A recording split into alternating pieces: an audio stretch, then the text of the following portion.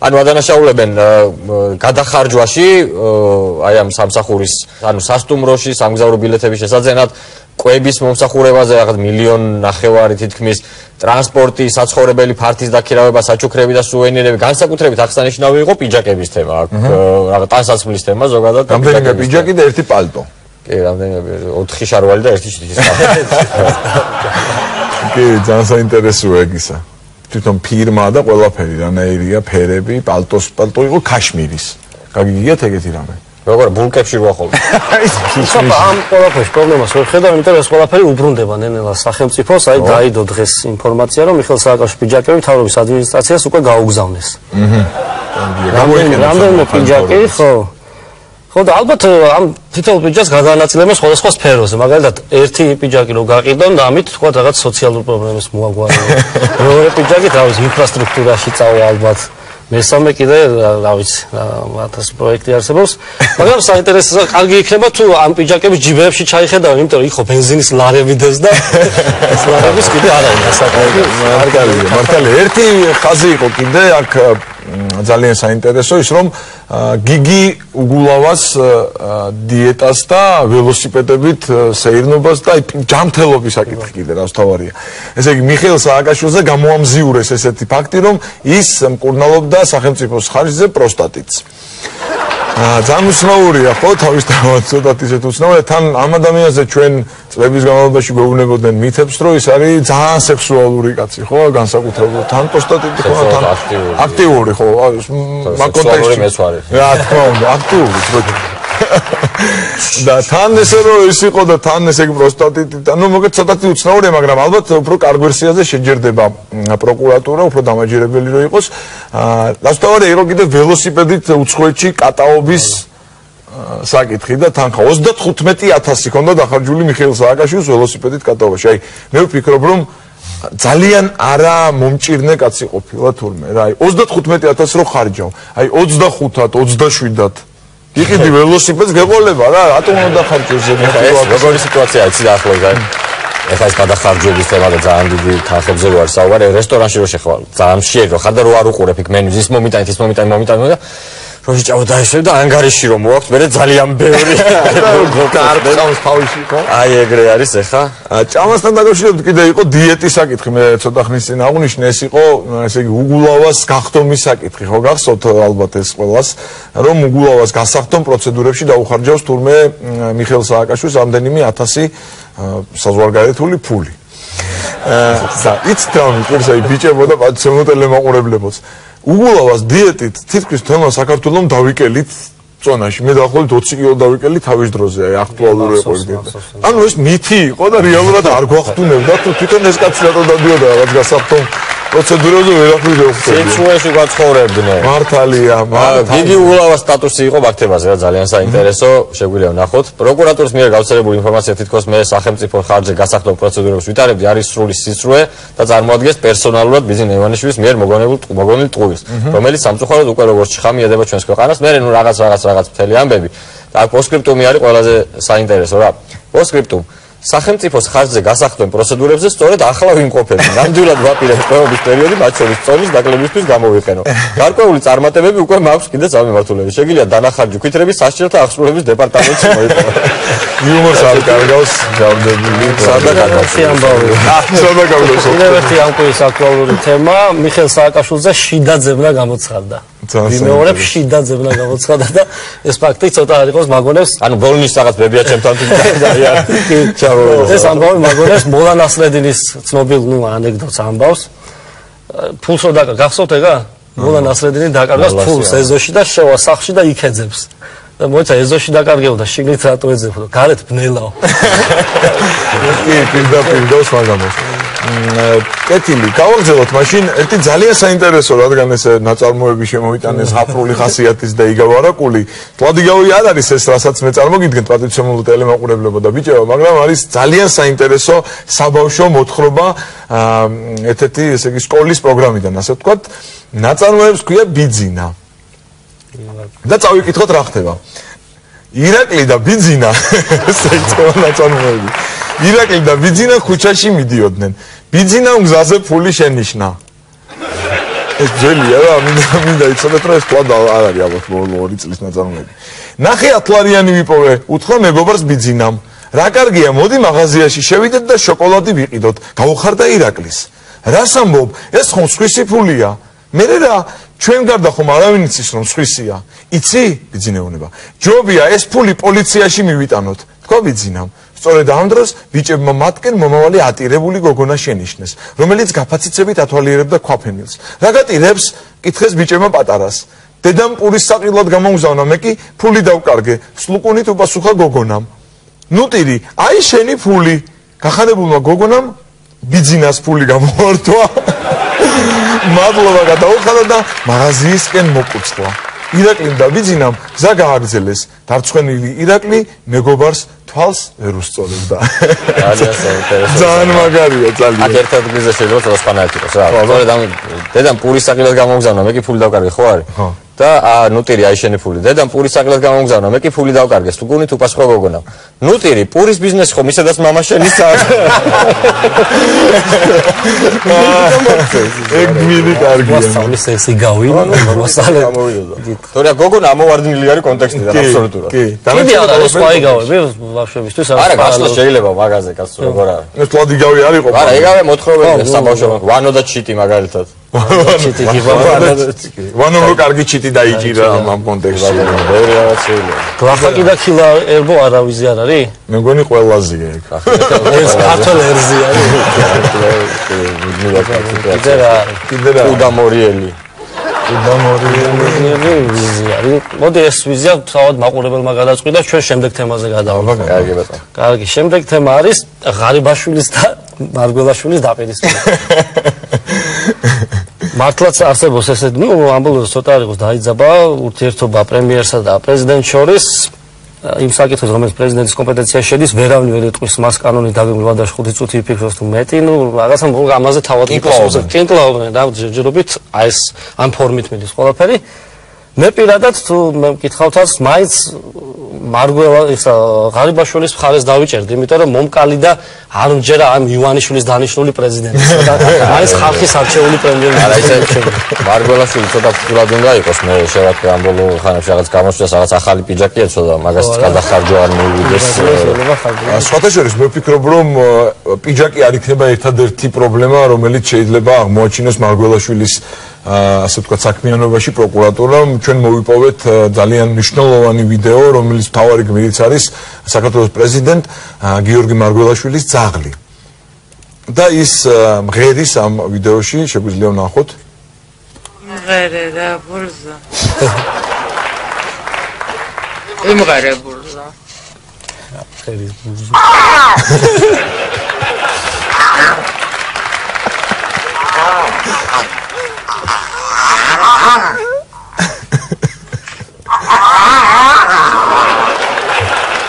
მე ვფიქრობ, რომ აქ არის სერიოზული კანონდარღვევას, აქ ძალიან სერიოზული კანონდარღვევას აქვს ადგილი, იმიტომ რომ რეალურად საქართველოში ვინც ასწავლის ძაღლს, სიმღერას, მათი პროფესიონალიზმი ამას ვერ ეყრდნობა და მე ვფიქრობ, რომ სახელმწიფო ბიუჯეტიდან არის გამოტანილი დიდი თანხები, რომ საერთაშორისო ექსპერტებს შეესწავლებინათ ამ ძაღლისთვის ეს სიმღერა და ეს არ დარჩება გამოუძიებელი საქართველოს პროკურატურას. უბრალოდ ამის გამოძიებას აწყობდრო არ ხდება რა, ამას ასე აკეთებს უცხოეთიდან ჩამოყავს რაღაც უცხოელი ისინი პედაგოგები არ ხდება აწყოდროს რა ის წარსული მერი არის უფრო ჩამოყავდა ამას ასე აკეთებდა რომ ანუ მოვალდა თემდროს რა თქმა უნდა აუცილებლად მოვა შენი წინასწარ გამოწოდებული ამიდან გამომდინარე. კარგი, კიდევ ერთი ნიუსი მოკლედ მედვედევის ტვიტერზე დაიდო შემდეგი განცხადება ვტოვებ თანამდებობას, რადგან ხელისუფლების ქმედებების გამო მრცხვენია. კი ბატონო. ამ განცხადებამ რა თქმა უნდა ძალიან ბევრი ადამიანი გაახარა განსაკუთრებით სხვა ქვეყნებში, რუსეთს არ გულისხმობ და მე აღმოჩნდა რომ თურმე მედვედევის გვერდი, ტვიტერის გვერდი გატეხეს ჰაკერებმა და იმ არ ეკუთვნის სამწუხაროდ მას არ ეკუთვნის ეს განცხადება. არა, ეგრე ხა ბევრი ვიღა ხა ჩვენ წინა იმაში თქვა დაცული არავინ არ არის ამ ქვეყანაში. ხო, გიგი უგულავას მეილი გატეხესო იყო და საერთოდ მე მგონია რომ ეგრე რობიკო სტურუას Facebook-იც გატეხილი არის, იმიტომ რომ თვითონ არა, იმიტომ რომ არ მგონია რომ ესეთი ხარ მათ პატივსაცემი და ესეთი გამორჩეული ადამიანი ისეთ რაღაცებს წერდეს ხოლმე, მან რაც წერება და არის. კიდევ ერთი ამბავი, ესე იგი ინტერნეტი მოიცვა ახალმა ვირუსულმა ვიდეოებმა, ეს უკრაინის ამბების შემდეგ დაიქოკა ახალი მიმართულება, ეს არის პუტინ ხუილო, ესეთი მიმართულება თქვენ იცით ამის შესახებ მეგობრებო, ვინც არიცით მათ გეუბნებით. მოკლედ ამას თითოეული ადამიანი, ზოგი მარტო მღერის, ზოგი 5 კაცი, 7 კაცი, სხვადასხვა ქვეყნის მოსახლეობა უცხოეთში, რუსეთში, უკრაინაში, სტადიონზეც კი იგოჩა, ხო? მე მახსოვს რამდენიმე 10,000 ადამიანი ერთად ღებოდა და ძალიან კარგი რამე აღმოაჩინო, საქართველოს შეიქმნა ესეთი საიტი, სადაც შეგიძლია დარეგისტრირდე და შეუერთდე აი ამ დიდ კამპანიას, ასე ვთქვა, თუ ეთანხმები მორალურად. თქვენ ეთანხმებით? არა. მითხარება ორიო. მე ვეთანხმები. კარგი, უფრო მეცაც გეტყვი. უკრაინაში ტუალეტის ქაღალდი გამოუშვეს პუტინის გამოსახულებით, შეგვიძლია ვაჩვენოთ ამ ვიტყუები. ალბათ ბევრი ფიქრებს, როგორ შეიძლება ხა ადამიანზე ესეთი შეურაცხყოფა, ну რაღაცა ხო ცოტა აღშფოთებას იწვევს, მაგრამ რომელ ადამიანზე მანდ გააჩნია ქაღალდის მომხმარებელზე თუ თვითონ ჩემი აზრით განსაკუთრებული არაფერი ხდება, იგივეს იზამს ხალხი, რასაც პუტინი უკეთებდა ევროპას აქამდე. მე მაქვს ერთი ფოტო მაქვს, კი აგერ ლვოვში გადაღებული, სხვადასხვის მარტო ტუალეტის ქაღალდი არა, ფეხსაწმენდებიც არის გამოსული, აი ხედავთ. მაგრამ მე ვერ შევიძინე მას, სუფთა მქონდა ისინი. ფეხსაწმენის ძირები და აღარ დამტვირდა. კარგით, მოდით მაშინ ერთ თემაზე გადავიდეთ, მეგობრებო, ეს ჩემთვის ძალიან ახლობლური და ესეთი მტკივნეული თემაა, გამომდინარე იქიდან, რომ მშობლები მყავს ფარმაცევტები.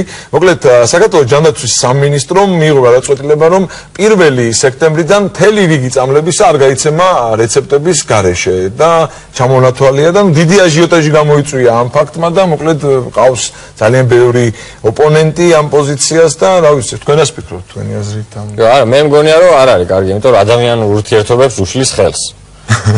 ახლა გადადიოდი ხო მეზობელთან და შენ ხო არიცი აი რაღაც დაყვირო მტკივა მაგას რა წამალიშვილს და ეს გეუნება რაღაცას მე და აძლევს კიდე 3 დაუზე ხელს.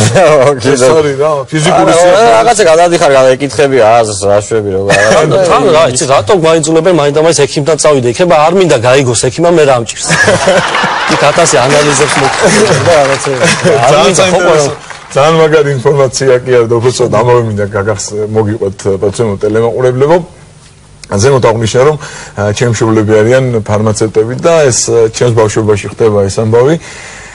მთელი ხაზი იყო მოკლედ რა, აი მამა ჩემი რომ მიდიოდა ხოლმე გასვენებაში, ჭირისუფალი, ესე ვთქვათ, ეუბნებოდა ხოლმე რომ არ უშველავ ახო შენმა წამალმა მიატირებდა ხოლმე რომ აი შენ კი დაგვეხმარე, მაგრამ შენმა წამალმა არ უშველა და მე ხა მამა ჩემი გამოგრძმედილი იყო ამ საკითხში და ამას ჩაულებრივად იმაშობოდა და ხო და ნუ უსამძიმებდა და მთელი ამბავი და ეს იყო მთელი ხაზი რა, აი სულ ამაზე ერთი ამბავი იყო და ერთხელაც ამაშობს ყავდა ერთი თანამშრომელი აფთიაქში ქალბატონი გალია, რუსი იყო ეს წარმოშობით და ეხლა ეს ტვინი ცოტა სხვანაირი აქვს შესაბამისად ქართული საქართველოში კი არის გათხოვილი, მაგრამ მაინც და ესე შევიდა ერთ გასვენებაში და იქ ჭირისუფალმა დაატირა რომ ეჰო გალია გახსოვსო რომ შენთან რომ მოვედიო ამის წამლის სათხოვნელადო და ხა მან მიფიქრა რომ რაღაცა პასუხისმგებლობა აქვს დაკისრებული ეს მოყვა და მე ხომ მოგეცი მოიშორა ის ეგონა რომ ამს რავდებოდა ეს ამბავი.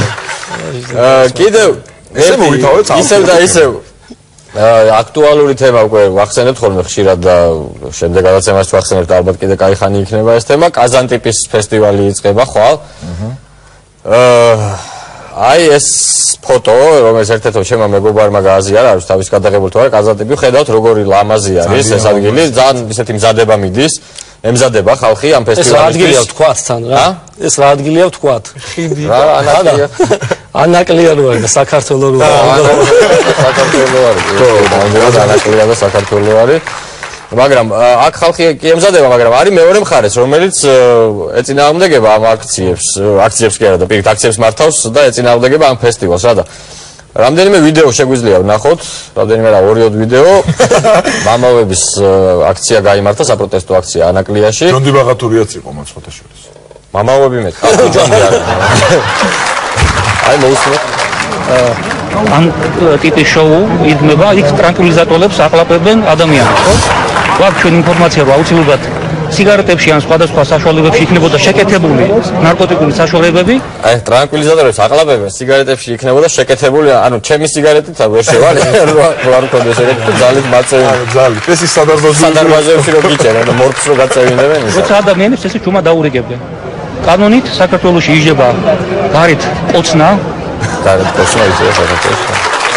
ეს რო კანონით იგზალება და ეს მუხლი დაიღოვა იქ ადამიანები ჩვენც. და ეხა აქ ამბრაზურაზე იყო საუბარი და აქ აი გაგრძელება შეგვიძლია პოლიციელებზე რო ახსენა, უკვე პოლიციელთან საუბარი. ვახტობა ის არ არის ეს რატო ამბრაზურად ამიდეთ და მიდიხარათ. ვიდეო. შემოკიდეთ და გადადრე მოვიცეთ. ეგრე არის რა. და მე გავუნთ ეხა ცოტა ხანში. ბატონო. თავის შეეგებოს მე ვნახო. მე რა არის ეხა მაინც საფხული არის და ესეთი ცოტა კი მუშაობთ ეხა ჩვენ და რაღაცა, მაგრამ მაინც შეგადაში რაღაც ცოტა ისე, ანუ მოკლედ ნერვების აშლის ის არა, თორე აი ძალიან მაინტერესებს რომ მივიდე ეხა პოლიციელთან რა, ქუჩაში ესე მივიდე და აქ ნუდგახარ თქო რო უთხრა რა, რომელიც რაღაც იცავს თქვა. აქ ნუდგახარ თქო რო უთხრა რა, რატო ნუდგავა რო და მოკიდე ხა ხუში და გადაგათრე აი რამენის მე მაინტერესებს. მე მგონი შენავიცი რა გელის, მაგრამ სოციალურ ცელს გარჩება ორი წამყვანი სანამ მე არ დამიჯერენ კიდევ ერთხელ. კარგი, ამ აქციებს ეხმიანება კაზანტიპის პრეზიდენტი ნიკიტა მარშინოკი. აი ინიციატივით გამოს 20-დან 30 აგვისტომდე საქართველოში სექსზე უარი თქვან ჯობიაო რა. ასეთი ძალიან კარგია. ძალიან კარგია თუ შევთანხმდებით ამაზე, იმიტომ რომ ეს იქნება პირველი 10 დღე, როცა გვეცოდინება რა მიზეზით არ გვაქვს საქართველოში სექსი და ძალიან დიდი მადლობა ბატონ ნიკიტას ესეთი თელერს. არა რა არის იცი ერთი რაღაცაა რა, შეიძლება მაინც ხალხის მინდა გავარკვიო, შეიძლება მოხდეს ისე რომ ვაი და რაღაცა მოხდეს და იქ სექსის შემთხვევას დაფიქსირდეს. მინდა ხალხი გავაფრთხილო რომ პირველი სექტემბრიდან წამლები რეცეპტების გარეშე აღარ გაიცემა და ასე რომ ცოტა უსაფრთხოებაზეც იქ. მაგრამ მე ხალხის დამოკიდებულება ვიცი ამასთან დაკავშირებით რა, პრობლემა არ აქვს თუ არ იქნება სექსი, თავარია დენი, წყალი და გაზი. მართალია. ავიტანთ სექსობას ავიგია, უშუქობა ნუ იქნება და უსექსობას ავიტანთ. განვაგრძოთ, ბათუმში ჩატარდა ანალოგიური სახელის, უბრალოდ ფესტივალი უბრალოდ ამ დონეზე ანალოგიური ფესტივალი. ჯორჯია სამერსეთ ფესტი.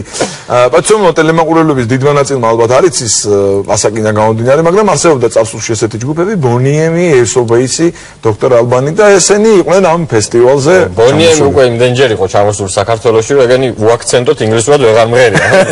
დაკრავთ ქართული აქცენტი. ჭო დაკნოთ ხანდახან ბათუმში იმდენჯერ იყო.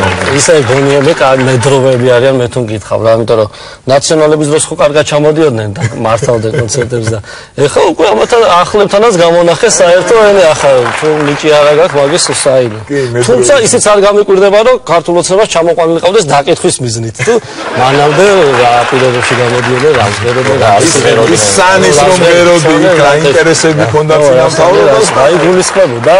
ჩემთვის უფრო მთავარი არის ის რომ ამასაკის ადამიანები რო ჩამოყავს ამ მოხუცავს რომ ატინგიცებთ სცენაზე აი რო რამე მოუვიდეთ ამ საერთაშორისო ასპარეზზე ძლივს რაღაცა ნდობა მოვიპოვეთ და ხო ისე შევწყვეტით. მე ვფიქრობ რომ უნდა დაუკვირდეთ. არა ამ ასაკზე აღარ მიყვეს ერთი ისეთ საინტერესო ინფორმაცია ვნახე საიტზე.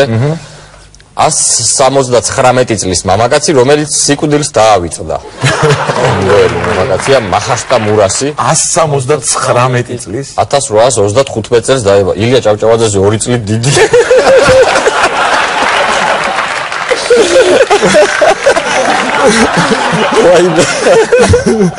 ვაიმე, როგორ ცოცხლოს ამდენი ხანი.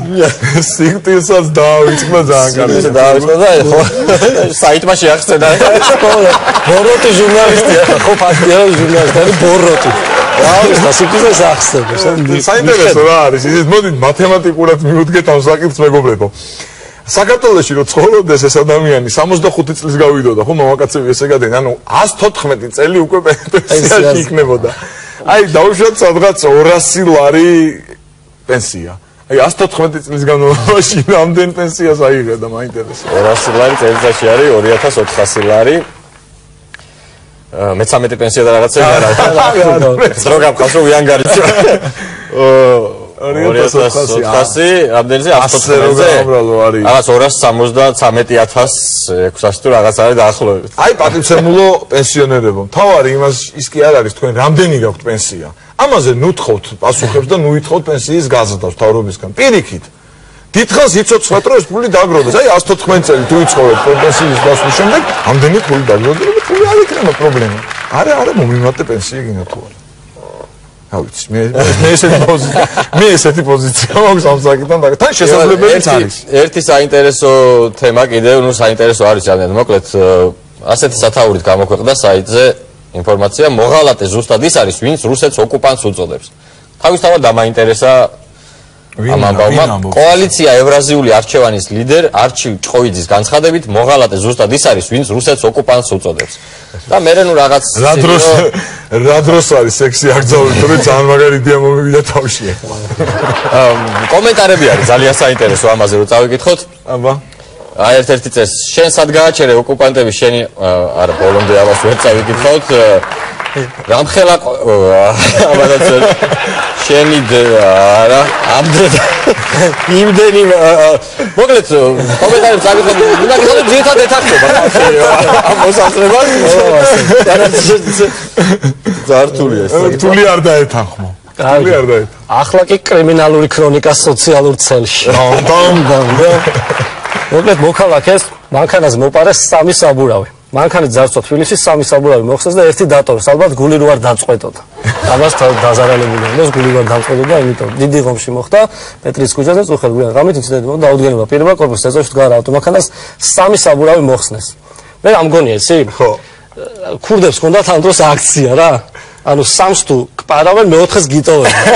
და აქციაში მოხდა ეს დაზარალებული და მაგის იმას რა უნდა ეხა პრინციპში რა მაგის პოვნას ვინც მოიპარა რა უნდა ვინც აქამდე ქალაქში ცარბორბლიანი რამდენი იქნებოდა ბატონო კარგი განვაგრძობ შემდეგი საინტერესო რუბრიკა გვეწყება მე მგონი აი ბრაზილიაში მოხდა ძალიან საინტერესო ამბავი გითხარით ეხლა გეტყვით მაშინ 19 წლის გოგონამ გადაყლაპა მობილური ტელეფონი და მიზეზი რა იყო ამის SMS-ები არ უნდა ენახა მის შეყვარებას.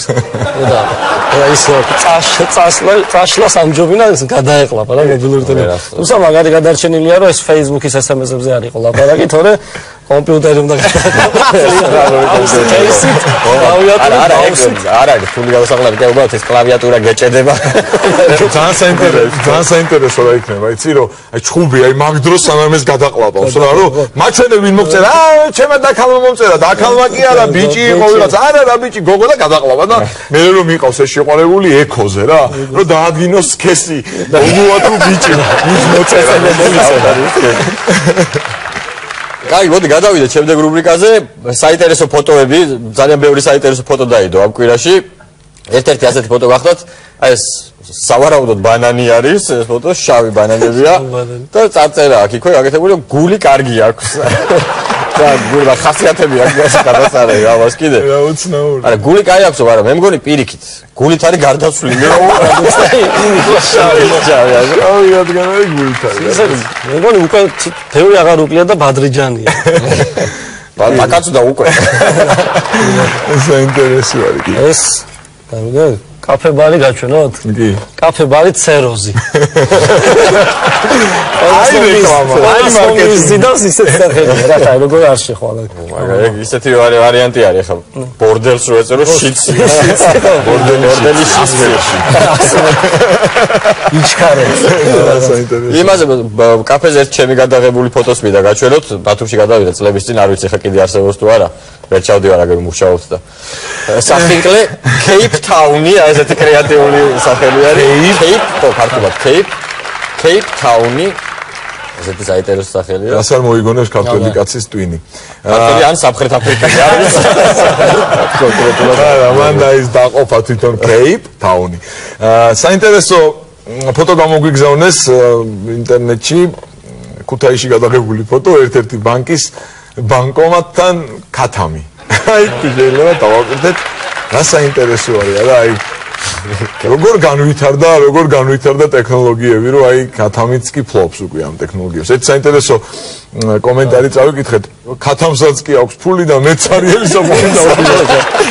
საინტერესო არის შეიძლება რომ ქათამა რაღაცა გამოიტანა განვადებით და ეხლა კვერცხით აბრუნებს რაღაცა რა ვიცი რა არ ხდება კვერცხი ბარათი ან რაღაცა იქნება ხო კარგი ეხლა მინდა კვერცხი ბარათი კაია ეხლა მინდა გაჩვენო ფოტო რომელიც ჩემი აზრით შეიძლება გახდეს საქართველოს სავიზიტო ბარათი და მე პირადად შევიტანდი ბროშურაში რომელიც აღნიშნავს საქართველოს ღირსშესანიშნაობებს აბა ძალიან ყურადღებით ნახოთ ეს ფოტო რა ეთქოთ გავუშვათ ზღვაზე და პირდაპირ ზღვის პირას დგას BMW X5 X5 არა Fiat-ი არ ვიცი რა კომენტარი უნდა და რა ვთქვათ არაფერი საინტერესო შეიძლება ვიღაცა ეძახდა მიშველეო და მან პირდაპირ გზიდან გადაუხვია მანქანით უშველოს და მე მანქანით წაიყანოს შეიძლება ეს გამოხატავს თავისთავად იმ კოქტეილის სახელს სექსი პლაჟზე რო არის იქ სანაპიროზე რო არ შესულიყო არ შეძლო ნორმალურად დაეყენებინა აი ესე როგორც აყენებენ ბათუმში ნახეთ ეს ლამაზ დაეყენებინა გარეთ შეიძლება დგას სხვა ექსპერტი მოხერხებულად აზრო ხალხი რა ბაჟ და ბაჟ პლაჟზე რო ახამობა პირდაპირ აი ზღვის პირას მიყვანა მანქანის როცა არის მოწყობინის კარგი ერთი საინტერესო ფოტო კიდე ტურისტულ თემატიკასთან დაკავშირებით ერთ-ერთი ტურისტული სააგენტო დებს ესეთ რეკლამას ტური მარმარისში მხოლოდ 8 ადგილი იჩქარეთ და აი ტურის სარეკლამო ფოტო რა არის მხოლოდ 8 ადგილი მეტა ამ ტუალეტშია და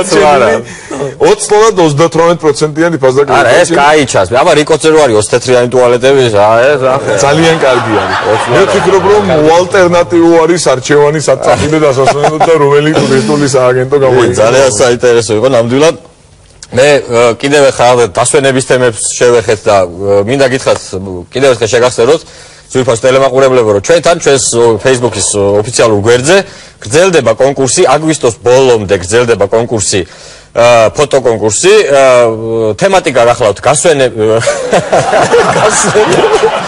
თემატიკა გახლავთ დასვენება და გართობა დასვენებაზე გართობაზე უნდა გამოგვიგზავნოთ თქვენი ფოტოები სასაცილო და ორიგინალური ფოტოები ან ჩვეულებრივი ფოტოები რომელსაც ექნება სასაცილო დასათაურება ჩვენ თვის ბოლოს შეწყდება ფოტოების მიღება თვის ბოლოს ჩვენ უკვე ლაიქების მიხედვით 5 ყველაზე ისეთი ფოტო რომელსაც ყველაზე მეტი ლაიქი ექნება იმას ამოვარჩევთ უკვე ჩვენ გადავწყვით გამარჯვებულს რომელსაც მაღაზიათა ქსელი ოკეი გადასცემს პიქსუსის აი ამ შესანიშნავ პლანშეტს რომელიც დაგეხმარებათ იმაში რომ უფრო მეტი ფოტოც გადაიღოთ უფრო მეტადაც გააზიაროთ უფრო მეტადაც დაალაიქოთ უფრო მეტადაც გამოგვიგზავნოთ და ასე შემდეგ და ასე შემდეგ არა ხვაჯერ არ ჩავიწი ერთ საინტერესო თემა მაქვს თქვენთვის ძვირფას ტელემაყურებლებო ალბათ ბევრი შეამჩნევდით ვინც ინტერნეტს მოიხმართ ბევრი შეამჩნევდით რომ ამ ბოლო დღეებში აი სასწაულად ვირუსულად გავრცელდა ვიდეოები ეს გახლავთ აი ეს bucket challenge არის ასე იგი ყინულის ასეთ სათლით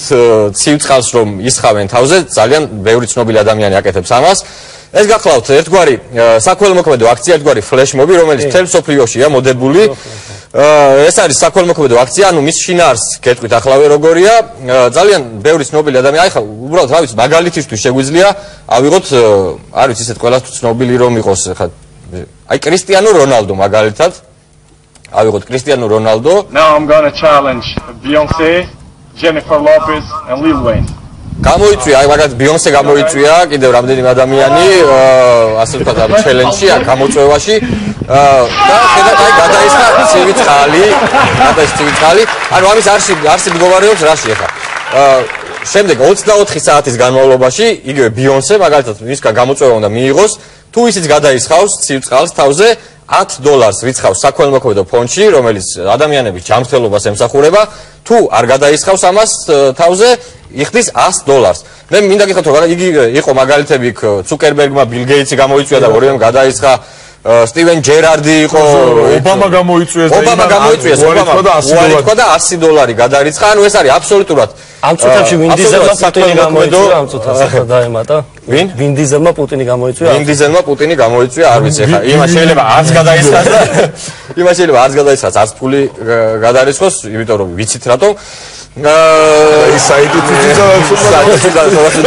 დავაფიქსიროთ ჩვენი აზრით თუ როგორ კარგად ვიცით რატომ და რა ვიცი ძალიან ბევრი ადამიანი მოკლედ აკეთებს აი ამ აქციას ანუ სულთან საქველმოქმედო აქცია ჩვენც გვინდა შევუერთდეთ ამ აქციას რა თქმა უნდა დავეხმაროთ ადამიანებს, რომელთა ჯანმრთელობაც საფრთხეში არის და აი ამ მხიარული აქციით, აი ამ კარგი ფლეშმობით და რა თქმა უნდა, ერთ-ერთი ძალიან დიდი მიზეზი ამის არის ის, რომ ჩვენთან დღეს განსაკუთრებით არის პიკი სიცხის 40 გრადუსზე მეტი სიცხის, ამიტომ ჩვენც მინდა გავაკეთოთ, ჩავერთოთ ამ აქციაში.